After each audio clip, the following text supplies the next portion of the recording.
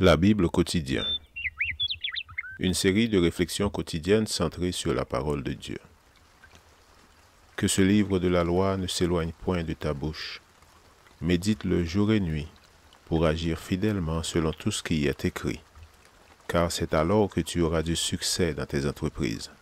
C'est alors que tu réussiras. Josué chapitre 1, verset 8.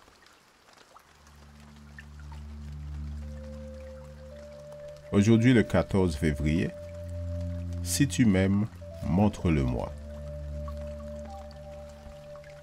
Quand vous ferez la moisson dans votre pays, tu laisseras un coin de ton champ sans le moissonner, et tu ne ramasseras pas ce qui reste à glaner. Tu abandonneras cela aux pauvres et à l'étranger. Je suis l'Éternel, votre Dieu. Lévitique chapitre 23, verset 22. Il est impossible de prétendre aimer le Seigneur tout en négligeant de tenir compte des besoins des moins fortunés. La parole de Dieu insiste pour que nous n'oublions pas les pauvres. Nous démontrons notre gratitude pour les bienfaits reçus en reconnaissant que le Père nous les a accordés et en nous souvenant des nécessiteux.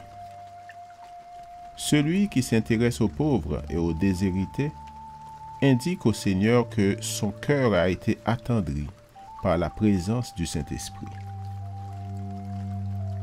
En général, celui qui possède beaucoup n'est pas porté à partager, de crainte qu'il ne lui en reste rien. Cependant, l'être dont le cœur abrite la bonté du Seigneur reconnaîtra que peu importe combien il donne, le Dieu du ciel pourvoira toujours à ses besoins.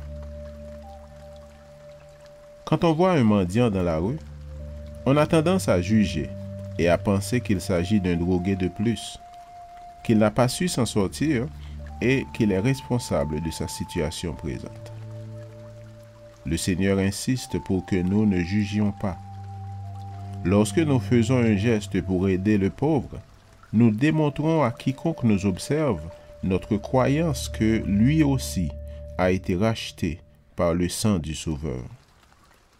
Même si nous ne connaissons pas la raison pour laquelle il se trouve dans cette situation, Dieu éprouve de la bienveillance envers lui. Mépriser le pauvre, c'est le juger. Ce n'est pas ce que le Seigneur attend de nous.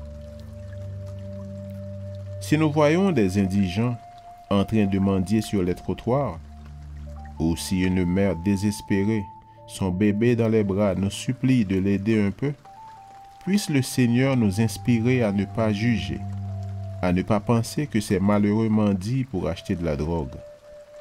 Ouvrons notre cœur afin que l'Esprit de Dieu se serve de nous pour être une bénédiction à un nécessiteux.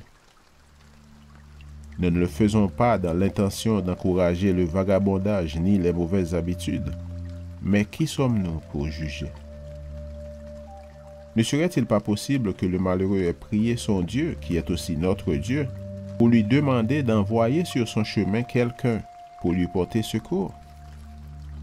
Il se peut que nous soyons la réponse à la prière d'un indigent et que le Seigneur veuille se servir de nous pour soutenir la foi de cette personne. Nous ne devons pas nous fatiguer de faire le bien, ni de faire preuve de générosité envers nos semblables.